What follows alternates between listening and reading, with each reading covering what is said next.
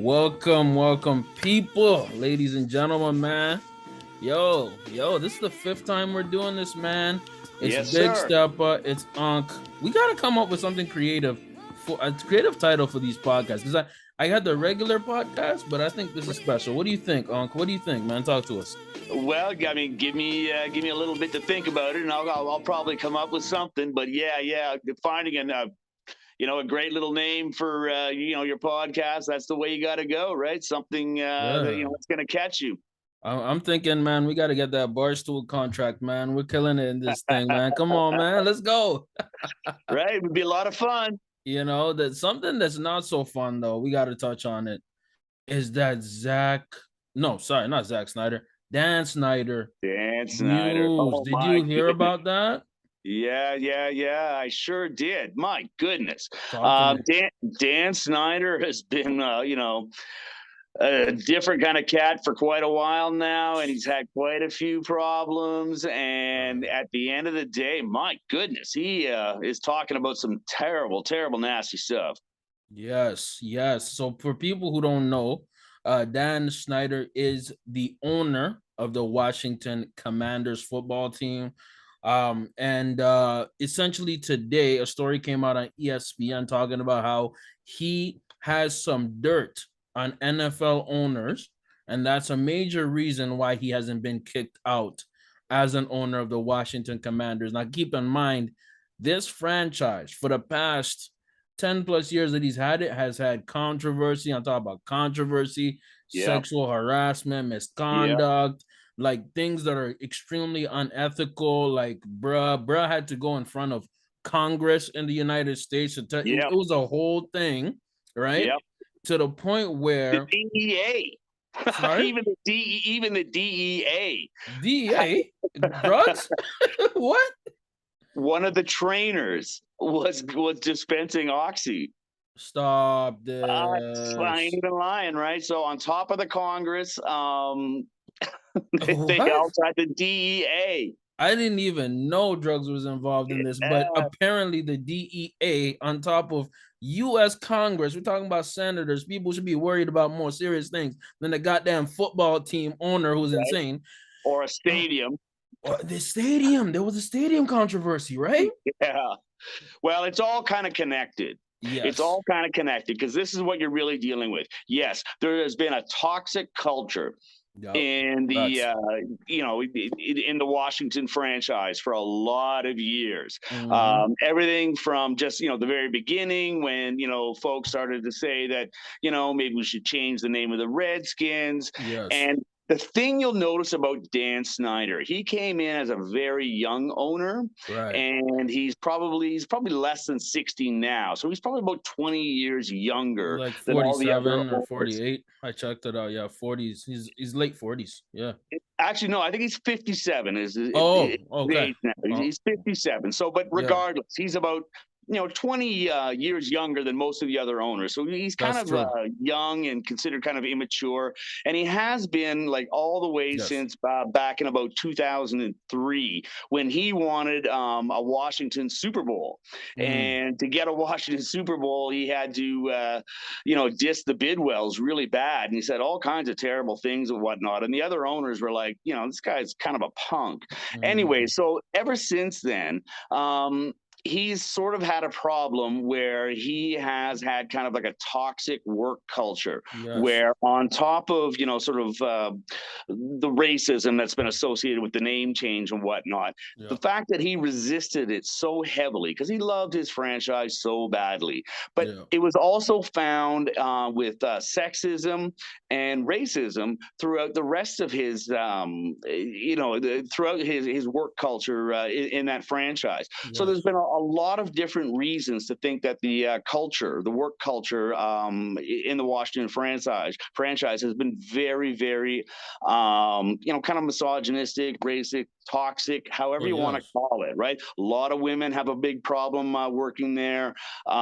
He's violated the Rooney Rule on a couple of different occasions, Yes, I right? heard that too. So there's been a Yeah. lot of reasons why the owners, they're not really crazy about the guy, but their biggest issue is the stadium. It used to be a 90,000 person stadium, and it's been Yeah. taken down to 64,000. They've Yeah. got the lowest gate in the league. So a lot of the owners want him to get a new stadium, Yes. and it was supposed to be like an up to $3 billion stadium and whatnot. He had the leaders of the Virginia State Congress behind him, but Mm. because of all the congressional investigations into his franchise and whatnot, there were so many voters that saw all of this and said, why on earth are we putting this much money into this guy? So he basically ruined his opportunity to get a new stadium, to please Mm. his buddies in the NFL. And so they're all kind of, that hurts all of them because, at the end of the day, the NFL is a socialist enterprise, right? They Oh share money. yeah, they share money. Yeah, profit Share a sharing. lot of money, and so the Yeah. fact that he's got a stadium that doesn't make a lot of money and a franchise that doesn't make a lot of money, they're not really into him right now because of all the other things that bring terrible news to the NFL. Like Goodell, definitely, Mm. it hurts the Shield heavily. So Yes. he's in a position where he feels paranoid. Dan Snyder feels paranoid that people are talking bad about him for good reasons, right? So very much like Mm. our friend Donald Trump, for example, Yeah. who he goes around and he's tried to get dirt on so many other people so that nobody can do anything to him. Yes. That's And the that's whole reason behind it, is that he's yeah. trying to get. So, in other words, he's like just a low character owner, and some of the other owners are saying the same thing. Going again all the way back to 2003, right, when he said bad things about the Bidwells and tried to take the Bidwells, who had a brand new stadium in Arizona, out of Mm. the league, out of the whole franchise. A lot of people were saying like, well, what the hell kind of guy is this, right? So Yeah. again, you go on with this thing where you want to talk bad about people. Think you've got dirt on Jerry Jones. You think you've got dirt Yes. on all these other players, right? Well, these are all big fellas, and they don't particularly like that stuff. And you saw what happened to Mm. Madison Cawthorn, that Oh. really young House of Representatives member from North Carolina, and Oh, he what happened went to around. him? Well, what happened to him is he went around talking around Washington about other Congress people, Republican guys, talking about orgies and cocaine parties What? in Washington. And you know what happened to him? Kicked him out, I'm assuming? He's Of fucking course. out. He's fucking out. They found a way to get rid of him, and they're going to find a way to get rid of Snyder too. Not that they really want to, but Mm. because he's doing that kind of low life crap, and at the same time not making enough money, you're going to have problems, right? And Yeah, interesting. and this is the funniest thing too, right? This is the Gruden hook Yeah. throughout all of this. Yes. Gruden got We'll talk about thrown out because of his terrible remarks. And apparently, the reason behind it was that Dan Snyder had one of his people, again, like Trump, weasel a leak out there, some information out there. yeah, So he gave it put to that the on media. Bruce Allen to make Bruce Allen look bad, like he was the problem with the toxic work culture and not Dan Snyder. He put out these emails, which in the end ruined Gruden. And so he put, Wow. yeah, the only reason Gruden is out of a job is because Dan Snyder didn't want to look like the problem. Oh my God. So You yeah, see, Dan Snyder is a weasel. this is a deep rabbit hole, man. And for me, I'm thinking in the back of my head, the big point of this story coming out, I think it's strategic. I think the owners are using this, I believe, as a way. There's gonna be a fight, man. A Oh, fight big, is coming. big time. It's coming because what has to happen is 20 in order for an owner to be removed, right? 26 or I believe 26 or 27, two-thirds of Three quarter owners have vote. to Yeah, vote on it and three have quarter to vote. three-quarter vote, right? Yeah. So two-thirds of owners have to agree to kick him out. Now, so far, that hasn't happened.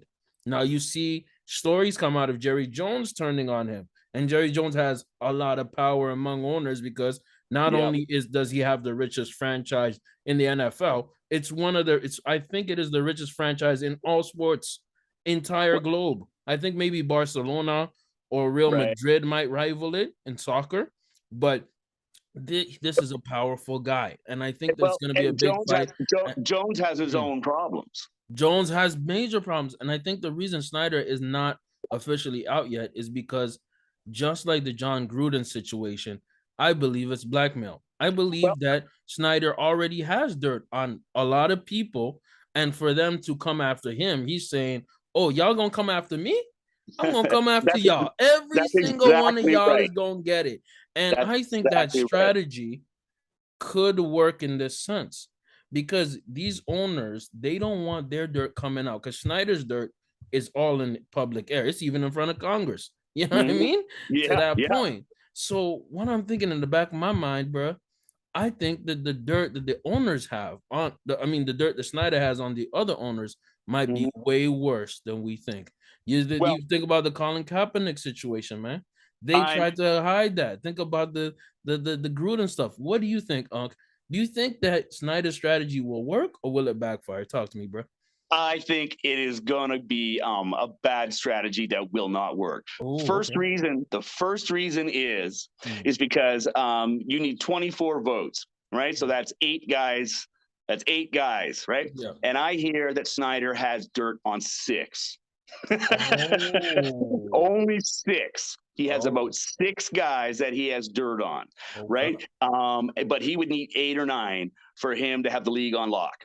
So for one, I don't think that'll go. On top of that, too, because he messed up the stadium and because his franchise is just in a bad state, money rules. Money talks and bullshit walks. And Snyder is going to be seen as bullshit. But it's not going to be easy and it's not going to be nice. And nobody wants to do it, but they're going to do it because he's just damaging the shield. Oh, good points, man. I just got to disagree with you slightly, Unc. For me, I think that yes, it is a money thing, and I believe that his strategy will work because it's going to embarrass the league. So I suspect they're going to settle this out of court and get him out of there by giving him a ton of money or doing. Because think about it, like, give me an example, Donald Sterling, right? Donald Sterling didn't get kicked out of the Clippers because of the other owners. No, it's because his wife took ownership of the team, and then she sold it. So it wasn't Donald Sterling even voluntarily. Even the other owners, even Adam Silver could not get rid of him. You're talking about multi-billionaires who care about their brand, their reputation. Bro, imagine the dirt that the Miami Dolphins have. That is a very scummy franchise, bro. Like, imagine the dirt that the Cowboys have. Like, man, I think that for me, I'm gonna be honest, man. I'm kind of like I like arson, bro. Like, I like fire. I want to see everything blow up, bro. Be honest with you. I want them to be exposed, man. Oh my god, maybe that's. I think at the end of the day, though, I think at the end of the day, they're going to do what they want to do to Dan Snyder, and I think they're going to find a unique way to do it, like you say. But they're going to find a way to do it because there's just way too much money at stake, and there's way too many other guys. Like, you're talking about 24 to 25 other guys who are pissed with him, who he does not have garbage on. So they will buy him out. They will find a way to get his wife, to hold on to the thing or whatever, something. They're going to find some type of way to, Snyder himself will be out of the way. That's all. That's all I'm getting at. Nice. We agree to disagree on this. Let's see how this goes. But what we cannot disagree on is the games last week, bro. Right. The biggest shocker for me, man, and I don't know how you feel about this game. The Giants beating the Packers. Oh, yeah. Early in the morning, I'm in my bed. I'm chilling. And I'm like, okay, just routine. Packers going to win. It is what it is. What? The Giants are coming back? Daniel Jones is actually throwing some dimes. Saquon with a 40-yard run. I wish I had Saquon on my fantasy team. My God. But, And then that last minute went from, I think personally, that was the biggest shocker from last week's games, bro. Talk to me, Unc. What did you like? What didn't you like from last week? What surprised you? What's something that you expected? For me, man, that Giants win, man. Giants 4-1. Who would have thought, bro? The biggest thing that I thought of was just I really enjoyed the Giants coaching game. Yes. Once again, we had the game manager, Daniel Jones, but he started to throw it a little bit last week, right? So Yeah. basically, you could not really argue with the Giants' offense. That was great. The problem with offense was with the Green Bay Packers, and the Green Bay Packers need to use the running backs like we talked about in the first podcast. Yes.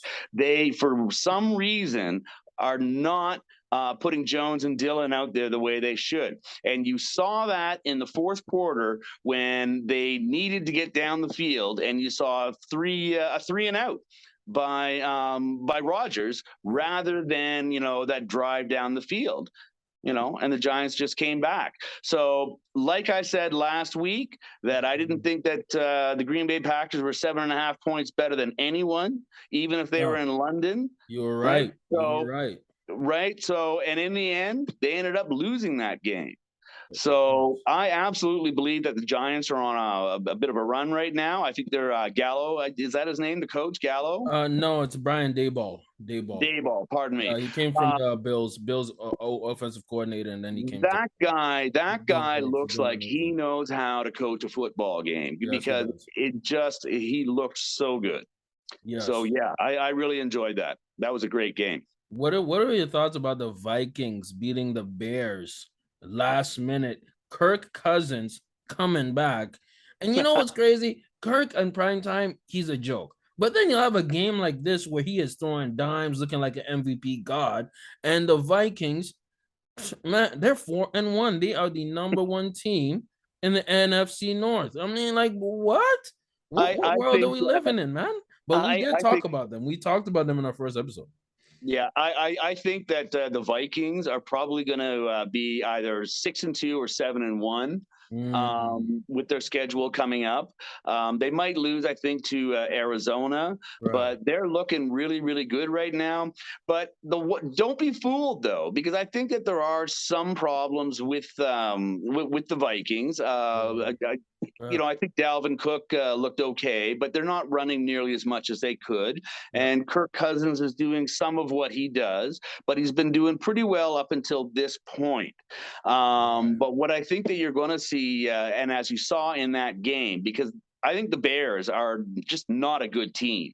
So the fact that that game was as close as it was tells you that the Vikings are in a good spot right now. But I think the second half of the season is going to be more challenging for the Vikings because Yeah. I think they should have beat the Bears by 14 minimum. And it Yeah. shouldn't have been as close as it was. Man, talking about the Bears, we're about to have a shitty game tonight, bro. We're talking about the Yeah, they are. Bears versus the That is going to be goddamn the worst game. Commanders. What? It's going to be the worst game. Bro, I swear I'm gonna have like 2 beers and probably knock out, bro.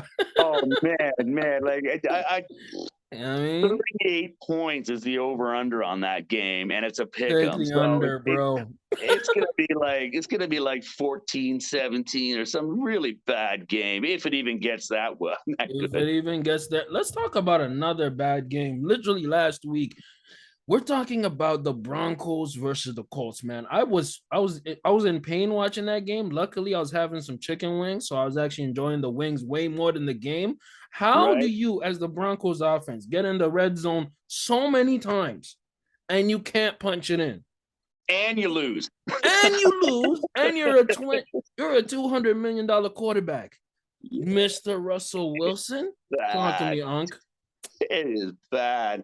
My goodness. Yeah. Well, this is what we were talking about, that it was going to be a bad game like that. So, Yeah. yeah, turnovers and just inefficient play. Russell Wilson can't seem to get it down the middle of the field, Oh, can't get it down the field. You're not getting very much running. You only have one real receiver in there.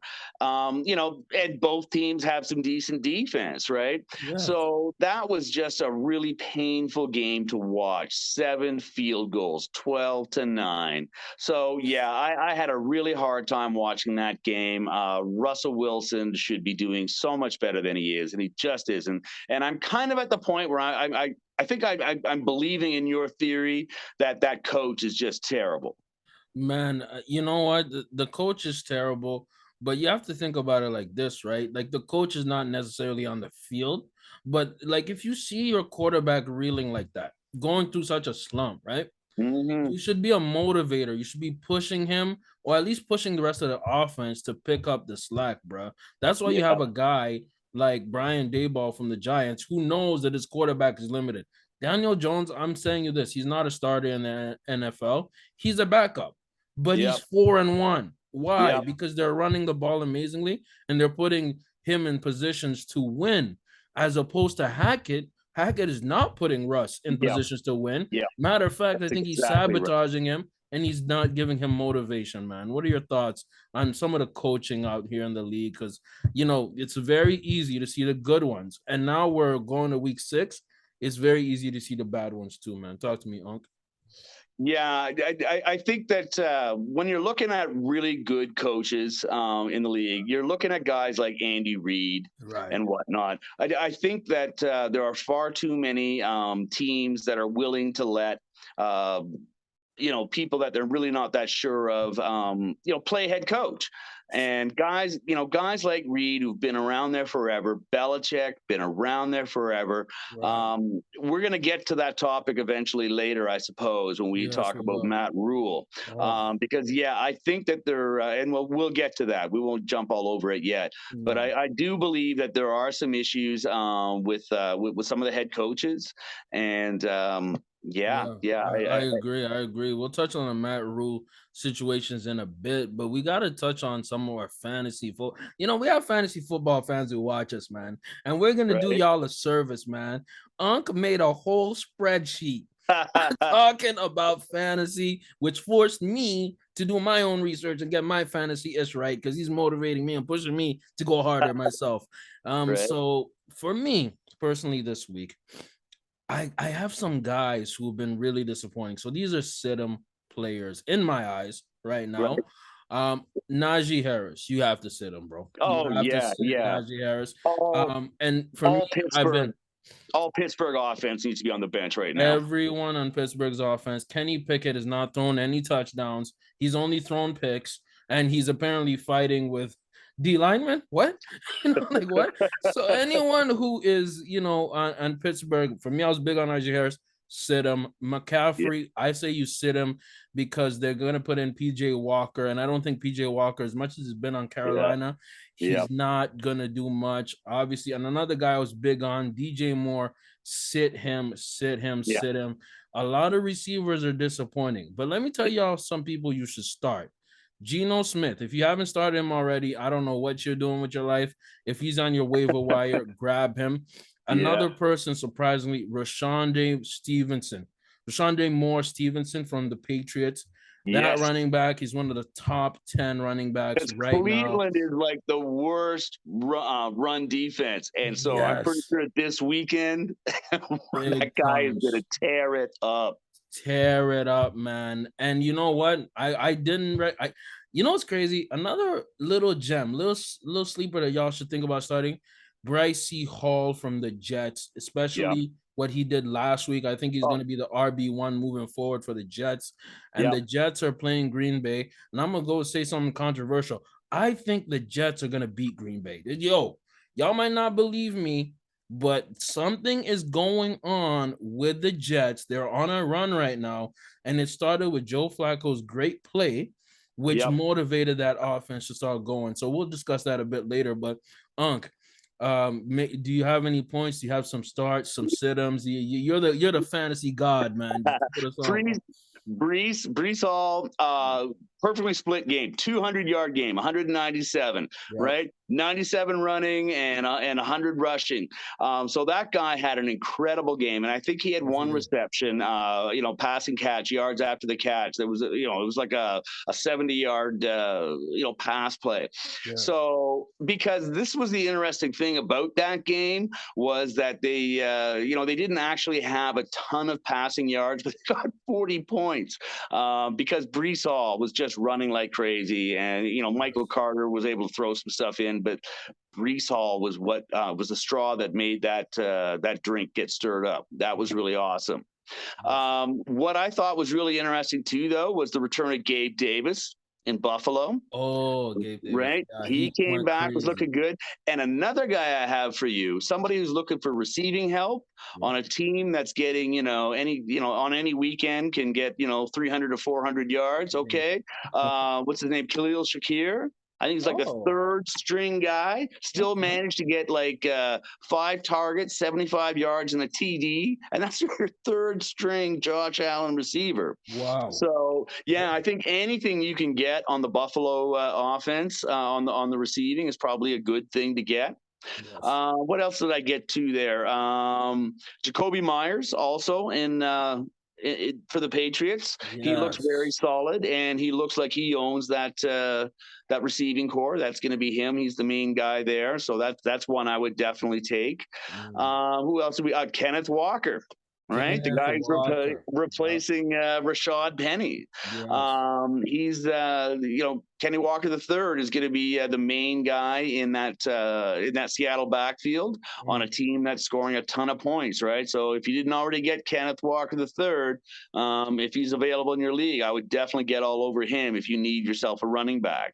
Absolutely. Kenneth Walker's great. Do you have any more for us on, man? Because you're the fantasy guy, man.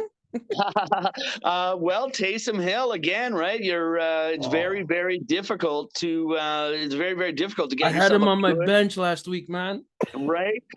A tight end. There's only one really good tight end, as we saw with Travis Kelce this last week, and there's Yes. only about three overall in the whole league where you can get separation at that position.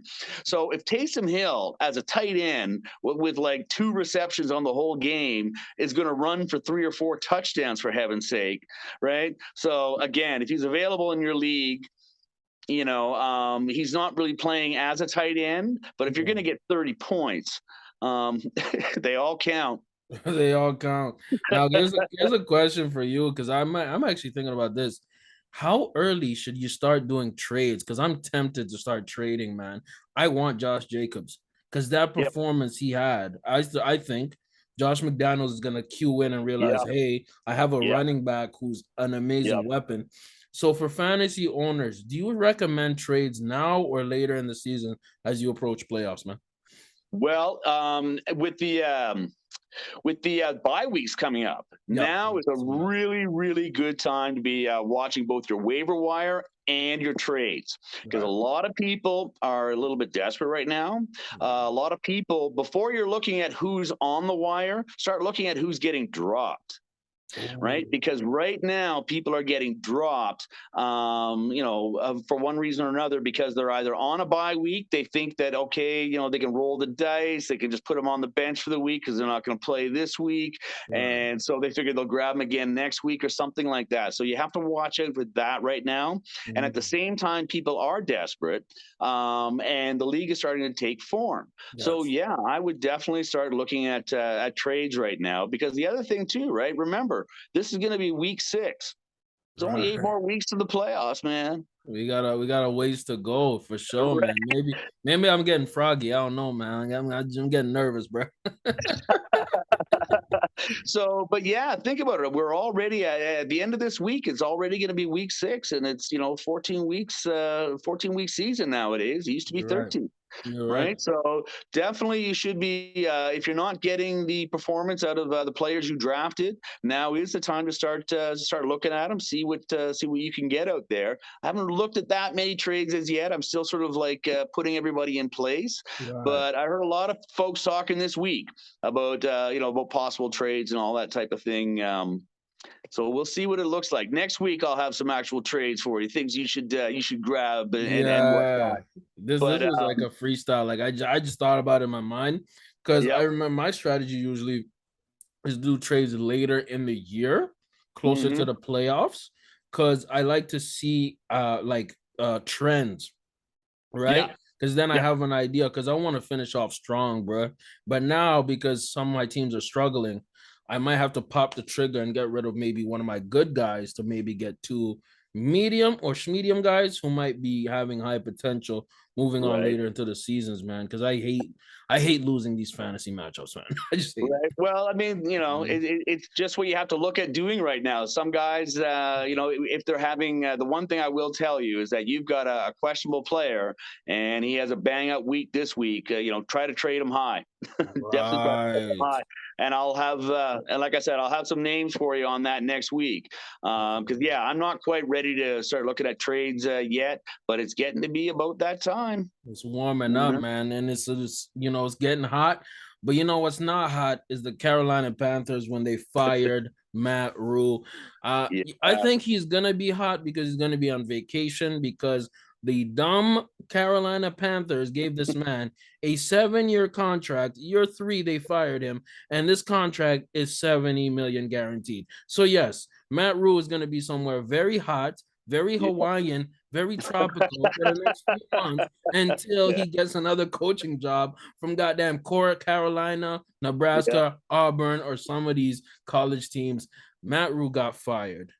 What are your Hmm. thoughts, my guy? What are your thoughts, bro? Well, this is something we talked about last week when we Okay. talked about coaching and we talked about quarterbacks that haven't really come out really, really well Yep. in recent years. And so, one of the things I noticed on the in the media this past week, they gave a list of college quarterbacks that have come out of college and gone straight into a head coaching gig in the NFL. Mm. Coming from Steve Spurrier in like I think 2002 or something like that. Again, a Daniel Snyder pick, but coming all the way from Florida in the early 2000s, up to Matt Rule here now.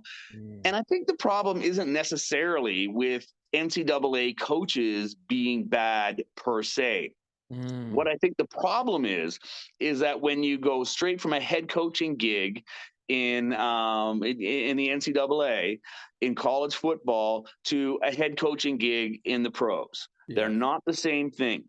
But because our media, makes a guy like Urban Meyer look like he's pro ready when he's Mm. not. But he's paid so much money at Ohio State. He Right. does so well at Ohio State. He looks like he's one of the top two or three coaches in all of college. So you make the assumption that, well, he must be able to just walk straight into the NFL. And the truth is, it's not. The last coach that I can think of, NCAA head coach that came in as a head coach and succeeded was probably what's his name, Jimmy Jimmy Johnson Johnson, yeah, for the out Cowboys. of Miami, Yeah, out and, of and then Miami. coming into an absolutely horrible Dallas franchise Oh in yeah. '88 or '89, Yep. right? But he was the last guy that I can think of that really pulled it off. And that's like two generations of football ago, right? So what you're seeing in the 2000s, however, are these coaches that get built up so high, Mm-hmm. and then they come into the NFL. And I'm sorry, you can't just come from a head coach in college football to a head coach in NFL football. It's a different game. It's a whole different operation. And we have seen a list of about a dozen of these coaches that have done this, only to go back, right? And we're Oh yeah. talking about big coaches, right? We're talking about guys like Saban, Yes. Myers, right? Spurrier, all Yeah. these guys that have, spent 20, 25 years in the NCAA's coaching as Division One head coaches. Their programs look fantastic, but it does not translate. The guys that do the best in the NFL are the guys that come in as the photocopier coach or the punter's coach or whatever it is. They come in at 30 plus years old, 32 years old. They do whatever's necessary to get in the meetings, right? And then they just go from there. Guys like Belichick, whatever, work 18 hours a week, 7 days a week, just so that they can get the meetings in Cleveland. Yeah. Right. So that type of coaching program, that type of mentoring, I think is the way that we have to go. And so what we're seeing, I think there's a connection between the supposedly pro-ready quarterbacks and supposedly pro-ready coaches. Yes. They're Yeah. not, because think about it, right? Think about the running backs and the wide receivers. They usually, like the really, really top ones that come out of NCAA, especially with the running backs, often just step right in. And the place where you do see it, the offensive and defensive linemen, these guys step right out of college and go Right straight in. into the pros, right? Yes. So Yes. there's an issue with the head coach, who also is the head of the offense, and the coaching up of the quarterback. So I think that there's a real connection in there, between that, that offensive, coordinator who is often the quarterback on the Oh yeah. field, Oh yeah, right? definitely. There's a big connection because think about it like this, man. Think about the Cardinals right now. Cliff Kingsbury is going to be the next guy fired. That's my prediction because Yep. he came. I was so mad about this, and this goes back to the Rooney Rule type thing. Mm-hmm. You have a guy like Cliff Kingsbury, right? He came from Texas Tech, right? And he has an overall losing record in college football. Yeah. And he got propelled all the way up to the NFL because he had a good relationship with Kyler Murray. You have Yep. some college coaches who are not ready, who are not really trained and formed in the NFL way, who get promoted and boosted and surpass guys who've been in the league, who paid their dues, like Matt Rule. Matt Rule, I knew he was not going to work in Carolina Yep. because let me tell you something. There's only been 3 head coaches in the NFL who've won in college and have won in the big leagues. Jimmy Johnson, like we just talked about, Barry Yep. Switzer, who basically just got the Cowboys from Jimmy Johnson, just But I was going inherited to say it. that was Jimmy Johnson's team, That anyways. was Jimmy Johnson's team. And then number 3 is Pete Carroll. Pete Yep. Carroll won in USC, and then he won in the NFL. But you could even argue that Pete Carroll, He was an NFL coach to begin with. he actually did coach in the NFL before he came back to Yep. before he get back to came back to the NFL. So what I'm saying is this. My main point is this. The college football system and the professional system, they are 2 different games, man. The Right. way Nick Saban runs Alabama, he cannot pull that in the NFL because Yep. would be coaching grown men who have wives, who have Right. families. You can't That's talk right. to them any type of way. But you know Yep. what happens? What Nick Saban does? He goes off on his players and his assistants. Yep. Like it's the most crazy things you ever seen in your life. Yep. And I also think if Belichick went to college, he'd not succeed as well, not as to the clip that he succeeded in the Different NFL. It's a system. whole different game. Urban Meyer, we discussed this, literally brought in Tim Tebow, who hadn't played football for 7 years in a new position. Yep. You could not pull Makes that no off in sense. the Makes no NFL. sense. Makes no sense. But in college, it makes sense because you'll have Yep. guys who are pure athletes who can just do whatever. And, it's just something that I noticed about Matt Rule. I just knew it wouldn't work. And then you have a situation with a quarterback like Baker Mayfield. You need a quarterback in this league, man. You need a Yep. quarterback. We talk about this all the time. Jimmy G and Shanahan. I don't know what it is, but Jimmy G just wins games and he's the quarterback for the Niners. You know what I mean? Yep. Another quarterback doesn't work in that situation. You go back, you look at Walsh and Montana. You look at Belichick, Brady. 4 years Montana spent on the bench. You see what I'm saying? The Mhm. coach and the player combination you need, especially the QB combination, is so important. What are your thoughts on that? As somebody who's been, with the wealth of knowledge on football, Unc, what do you think about the coach quarterback combination? And that might go into our next conversation, man. What do you think about that Well, connection? again, I think that in the pro league, you've got to play a certain way. Right. You can get by with fantastic talent. Mhm. We saw Michael Vick do it and whatnot. But if you look at Michael Vick's numbers, he Right. actually wasn't like the most prolific quarterback by any stretch. He was like a top 10 quarterback, but you Right. thought he did way, way better than he was doing simply because, he looked so good doing it. Right. But at the end of the day, a guy like Warren Moon is who you really Ooh. want, right? Yep. A guy who has all this talent and skill, but stands in the pocket like Jimmy G, but Mm. has this phenomenal talent that he was taught by Hugh Campbell in the Edmonton Eskimos, and Yep. then again down in Houston later, and then in Minnesota. The Right. whole point about a guy like Warren Moon is that he was so skilled with so many reps in a pro style system. Because when he Mm. played at University of Washington, it was the same thing too. So Right. unless you're playing with a pro type system, like an NFL style offense, in college, instead of the spread, instead of the triple option, all these Mm. type of funky type of programs, right? Right. It just can't work. And again, we get talking about the coaching because we talked about this other thing too. Yeah. NFL, or pardon me, college coaching, college defensive coaching has basically Mm. killed certain types of offense. Okay. Ooh. Getting Okay. speedier defensive players Mm. basically killed the Nebraska triple option in both Oklahoma and Oh. why? Because Mm. Florida defensive backs and middle linebackers absolutely killed the Tom Osborne system. It wasn't Mm. until Tom Osborne got more speed on his own defense, Oh. right? Now I have to So do more research. I didn't know about okay, this. so defense, Yeah. defense in college is up at the pro level when they come out, but at the offensive level with the quarterbacks, Yes. the spreads, all these like junior college kind of offenses that they're managing to pull off down there, they're not working in the NFL. You have to play a certain type of offense if you want to consistently win in the NFL, and it involves standing around in the back and Yep. finding a guy downfield. You need that line, and you need those receivers, because ultimately football's a simple game, right? You got Very a simple. great line in front of you, and you either run it straight up the middle because the shortest distance between 2 points is always between A and B going in a straight line, Yes, right? sir.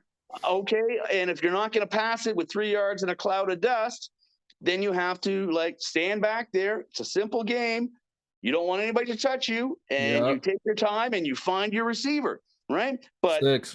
that's utopia, right? It doesn't always work out like that. Yeah, it Right? does it. But ideally, that's what you're looking to do. So Mm. ideally, your best coached quarterback, and your best offensive system is a quarterback who stands tall, throws it down the field, throws it off to the side, or hands it off to a fantastic back. Right? Absolutely. The game has Absolutely. changed a bit over the years, so it's not exactly as simple as that anymore.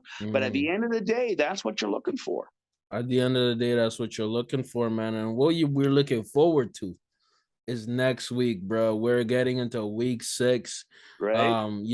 I'm putting a lot of responsibility on your shoulders, man. You got to carry the load, lines and spreads. Let's talk about it. One game I'm really excited about, and I think most people are excited about. I'm gonna just name this the game of the week. Might I'm just saying it might even hit game of the year territory. We're talking Chiefs, Bills, brother. Come on, we're talking Chiefs, Bills. Now, for me, I'm just going to let y'all know my bias. I am not the biggest Chiefs fan. I respect what they're doing. I respect what they've done. But I think the Bills got this. And if we look at the lines, it's looking like Chiefs are the favorite, plus 110 on the money line. Yep. You got over under 54 points. I would take the over on that. But how does it look? Which games are interesting to you in terms of lines and spreads and the odds makers? What's Vegas saying, or what are you saying in terms Right. of games that you like, or things like that? You know what I mean? I'll tell you the first thing though I want to tell you though about Mahomes and the Chiefs Yeah, with that comeback that they had. it's I crazy. saw a fantastic stat this week. Holmes, I mean, it's a smaller sample size, right? But Yeah. Mahomes from 10 points down or more has a 578 winning percentage. So Jesus when he's Christ. down 10 points or more, that guy almost has a 600 winning percentage. And Jesus they Christ. put him in there with like guys like Montana and all that stuff. And there wasn't anybody else over 378 as a Yeah, winning percentage from 10 points down. So that's crazy. you got to give the guy credit, man. You got to give the guy credit. All right. So on that one, Bills at Chiefs, plus 2 points for the Chiefs +2, at yep. home. Yep. Right. So Buffalo is a 2-point favorite on the Yep. road in Kansas City. So By the way, that's a this pretty interesting thing. So sorry to cut you off. remarkable line. This is a crazy line because this is the first time since the Mahomes era, that Mahomes has been an underdog at home. Yeah, The first time. That's something that I learned recently. I'm like, what? I But believe it. because if he's at home, they're always minuses. They always got the Right. That's it. advantage. So yeah, Yeah, for him to be an underdog at home with crazy. a 53.5 over under, that Yep. game is just going to be lights out. And to have Mahomes as an Oh yeah. underdog, I guarantee you, and with that stat, like I was telling you about, with a 578 winning percentage from 10 points down, I don't think there's going to be any point in this game where the Chiefs are going to be out of it. So 13 I'm seconds, bro. really looking forward to that game. Me too, me too, me too, man. It was Yeah. 13 seconds for them to come back. But are there any lines that interest you or any kind of spreads? Yeah, go ahead. So sorry to interrupt. Go ahead. Absolutely, man. Ravens and Giants is going to be great. Nice. Giants are +5, and I think that they will cover that. Given how well they played against Green Bay, I think that Lamar will win again because Lamar's an MVP type player. Yeah. I think at the end of the day, they will win that game. But again, they're favored by 5 in New York, right? So that's going to be a fantastic looking game. And I Yes. think they're looking for 45 points too, so they're expecting some offense. Mm-hmm. So Mm-hmm. that's a game I think is going to be fantastic. The other one that's looking really good is the Sunday evening game, also, Yeah. right? Cowboys at the Eagles, Whoosh. Yes. right? In Philadelphia. Philadelphia is going to be +5. I think that Oh, I think that they're going to win that. Actually, okay. no, I'm lying. Sorry, I think that Dallas will cover that. I Uh, think Dallas will cover too. I I actually think got Philly Dallas, will yeah. win, but I think Dallas will cover 5 Oh, points. you think they'll cover? Okay, interesting. Okay. Yeah, yeah. Even though they're on the road, but it's a national game, right? It's not like it's a 1 p.m. game or something like No. that, where you know what I mean. There's enough time to adjust for for the time change and all that type of thing. So Yeah. I absolutely think that those two defenses are going to go off, and I don't think it's going to be a huge offensive output. No, me And neither. so, yeah, no. So what I'm looking at there, I'm thinking like a 24-21 game for Philly, but yeah, I think Dallas will cover. Oh, damn. Okay, nice, nice. I think that's where we'll slightly disagree. But I will say this. I got Dallas winning that because they're actually the dogs in this one, right? Which makes Yeah, sense. they are. Philly is undefeated, you know what I mean? So it makes sense. But bruh, I got the Cowboys winning. The cover, I'm actually in between about that. I only disagree with you with the actual result of the game because that's going to be a major game. These are big games to watch, bro, because this is who would have thought the NFC East is the best division in football? Who would have guessed, bro? And the AFC East. Yeah, who would have guessed? You know what I mean? You have teams out here like coming like crazy. The AFC East Yeah. actually looks deadly too. And who would have guessed? Yep. The Jets are out here. The Giants are out here. Yep. Who would have guessed? Not me, not me. But I will say it like this, man. Before we finish off this fire podcast, I'm so happy we don't have time limits. Thank Yeah. God. Oh my Yeah. God. We can actually like talk for real. Right. But before we wrap up, man, we've been the first really, I don't know, out of all these podcasts, whatever shows, whatever, I think we've been the most on point with our MVP analysis, right? Because we've been looking at the league, and I've been noticing, I looked at our previous shows, I've been reviewing it.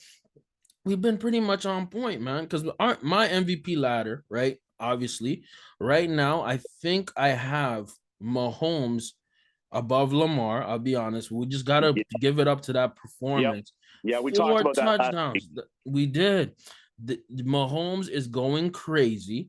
Of course, Josh Allen is right there. I'll put Josh Allen a little bit behind him because Yep. I think that Mahomes is actually playing at a higher clip right now. We'll find Um, out this weekend. we will find out who the real MVP is this weekend. Yes. Absolutely. I got Lamar close number 3. You could put him at 2. Number 4, I don't have a big player at number 4. I don't even have a number 4, really. It's basically these 3 guys, Josh Allen, Mahomes, and Lamar. It's a 3-leg race. But Unc, do you have anybody else maybe you think of? Who do you have in front? Who do you have behind? Because I think we've been Jalen Hurts. Maybe I forgot to say him. But these are basically the guys I'm looking at. And if we're looking at a non-QB position, I think Saquon is killing it. I think Saquon is one Yeah. of the biggest reasons the Giants are up there. But that's just my analysis, bro. What are your thoughts, Unc, man? Who's killing it for you in terms of the Well, MVP race? let me, yeah. No, those 4 guys, they're Mhm. your obvious MVP Yeah, shots. And I don't think that's going to change. And like you say, it's a pretty much a quarterback it's a league. quarterback league, Yeah, quarterback and award. we talked Yeah. about defensive players that just tear it up, like TJ or Mika Parsons and whatnot. But we haven't really Yes. seen a lot of that so far this year, where No. you've had like one person just tearing it up.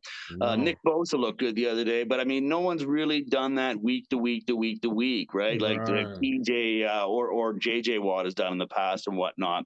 Right. But I'm telling you, Nick Chubb is starting to look like a Nick very, very good Chubb. running back right now. Yes. He is looking like a big, big guy right now. Mm-hmm. Uh, Cooper Cup too. Oh yeah. Also, looking, but that's only because he's like the one offensive tool in LA. So he's He gets definitely like looking 10, very 12 cute. targets a game. It's something, it's a Yeah, ridiculous clip. It's like, too okay, much. Stafford, we get it. That's why defenses are killing the Rams right now because they know where the ball's going. Yeah. And so, Yeah. Diggs is the only other top 10 player, really. Remember, we did that breakdown where we had like 6 quarterbacks and 4 offensive players in the top 10. I'm pretty sure the top 10 is almost all quarterbacks right now. So, Yeah, it pretty much that's just is. how it's going. That's how the league is. That's where your points are coming from. I think, personally, they need to just come up with a non-QB MVP award because Yeah, there's guys in this league who have such a huge impact on the game who are not quarterbacks, right? yep, Like we talked about our very first episode, TJ Watt. yep, I guarantee you, if TJ Watt was healthy, this Steelers team would have won a few games. yep, 100%. He'll wreck any game he's in. You know what I'm saying? yep, You have individuals like Nick Chubb. If Nick Chubb wasn't on the Browns, that team would be 0-4 or 0-5 right now. yep, They would be complete garbage. He yep. keeps them in games. Well, And Kareem Hunt's there too, right? I mean, Kareem Hunt. it's a great running back Yeah. combination there. Man, think about Travis Kelce. We love Mahomes. We respect Mahomes. 4 touchdowns, bro. Like, what is that? He was 7 certainly the most receptions, valuable 4 of player of them. that game. And get a Yeah. load of this too. This time he did that on less than 30 yards of receiving. That was just insane. That's mental. So that means every time they're in the red zone, he's catching a touchdown. How crazy Yeah, is that? You know what I mean? yeah. And I think also something that we didn't. Sorry, hold on. One last thing. Go Did you ahead. see the 3 stiff arms on the third Oh, TD going into the end zone? nasty. Just Bam, bam, bam. oh. 3 different guys. That guy stiff arm. That was amazing. Kelsey just was awesome. Kelsey is definitely, bro. He's already a Hall of Famer, but we got to talk to about him in the top 3 tight ends of top 5 for sure. Top Yeah, 3 tight end of all time. Because, bro, what a weapon, right? Just think about that. And I think because the league, and we'll finish off on this topic. Just want to touch on it. These roughing the passer penalties, uh, right? And geez, how they impact games and how they impact football. It's yeah. almost a cheat code being an NFL, as being a quarterback in the NFL. Because if you look back at clips of John Elway, Dan Marino, Troy Aikman, you know what I mean? Hmm. People, quarterbacks who were in an era where you could get popped one time, your career's over. Joe Theismann, right? And then Yep. you see what they did with Brady last week. You're like, this is not the same game. That's why you have a 45-year-old man That was slinging balls right now. crazy. That's why. Just because you have a different metric for quarterbacks. Quarterbacks have it 10 times But easier. We and need to different think about quarterbacks. it. It's selective too. Yeah. Go Yeah. ahead, Unc. Talk to Yeah, him. no, I've got one in here that was just Yeah. crazy. the tuck play privilege is how I call it. And it's been Right, like that for almost 20 years. right. So it's pretty insane. There was one, I forget who it was. There was somebody in there I saw this weekend. But anyway, somebody I watched them get. I think it was Jalen Ramsey actually. Jalen Ramsey got a sack on the Okay. weekend, Yeah, he did. He got a sack. I remember that. right? And if you watch that play, the way he was coming out from the side, he just took that guy. Bam! He just took him to the ground, no Yes. problem. Old school sack. Yep. Way different than what Brady faced. That was for darn sure. So yeah, you had to say to yourself, how is it that this guy gets to get tackled like that? No issues, no problem. And Brady, it was just like when I saw that, I was just like, you've got to be kidding me. That there was no way. That was just your classic normal tackle. It wasn't even that Right. impressive a sack. Like he just had him in the grasp and took him to the ground. That's it. And the crazy part is Brady like kind of kicked that guy from the he kicked the defensive player a little bit, like he was aggressive towards him after that sack, which was called roughing the passer. And by the way, that sack that Jalen Ramsey had was on Cooper Rush, right? Yeah, I was gonna say it was So on Cooper Rush, right? So yeah, it again, was just just a double. regular guy, right? He's a regular guy. See, this preferential treatment of quarterbacks, of course, you want to make the game safer. You want to, it's a product. Of course, it's a business. We talked about that with the Dan Snyder piece at the beginning. But think about it honestly, bro. If quarterbacks are protected to this extent, it's easy for them to throw for 5,000 yards, 30, Yep. 40 touchdowns because they're not getting the full football experience. And then you have other players risking their lives. Man, that Chris Jones sack, right? On Derek Carr, sack strip. The way they called that roughing the passer, I was so mad because Mhm. that's an impact play. That Brady, bro, like I'm not a Brady fan. I'm a Ravens fan. I respect his greatness, but you can't give him those type of calls, man. Well, This is why sometimes I get mad at the NFL because I'm like, why this kind of preferential treatment is so blatant and like, oh, it's gross, man. what is going to have to Nasty.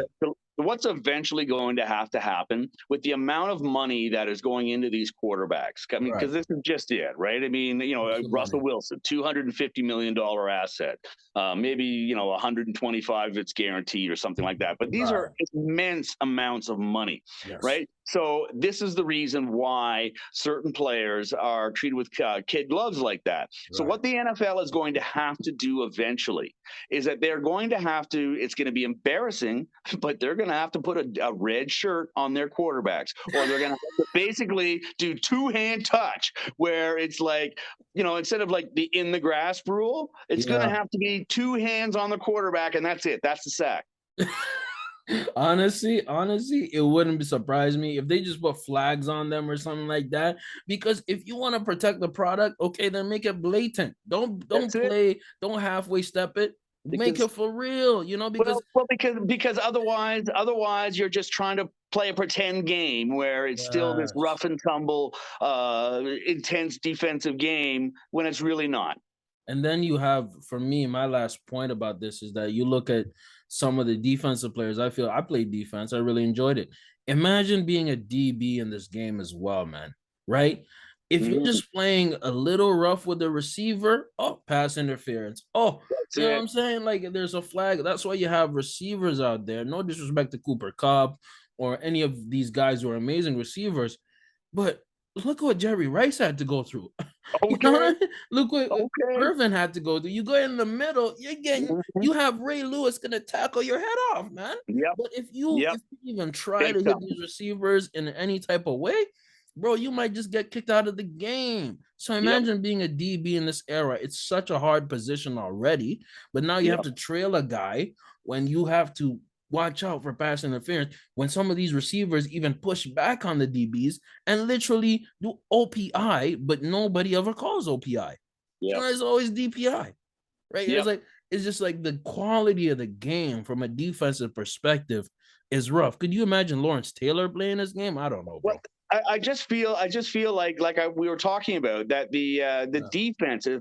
defenses have come up so strong, so fast, so big. Yep. I just feel that in some ways, like defense has kind of taken over the Yeah. offense. Mm. And the NFL doesn't want that. The NFL Yeah. wants offense. And so they, in a way, they have to kind of like take the defense down a little bit Yes. for the points to be scored, because otherwise it's going to be 17-14 every week, most likely. And Great the point. NFL doesn't want that. Great point. Great point, Unc. I just kind of feel bad for these defenders, man. You work your tail off, and then they're gonna Oh, call a yeah. flag. It's I, like, I feel terrible for those guys. you know what I mean? And you know what's crazy? Some of these stats affect their contracts. Oh, you get 10 sack seasons, or you get 5 interceptions. It's like, it's just something that I really think about. But I'm really excited for this week, Unc. Man, I am so happy that we have longer podcasts. I've been meaning to do this, but thank Right? y'all so much for watching the big broadcast. We got y'all. We're gonna start doing clips, do a little, maybe we might do reactions. Who knows what happens? You know what I mean? Keep tapped in with us, Unc, Big Stepper, and we out, bro. Deuces. Peace out, brother. One love. One love, bro. Yeah. All right.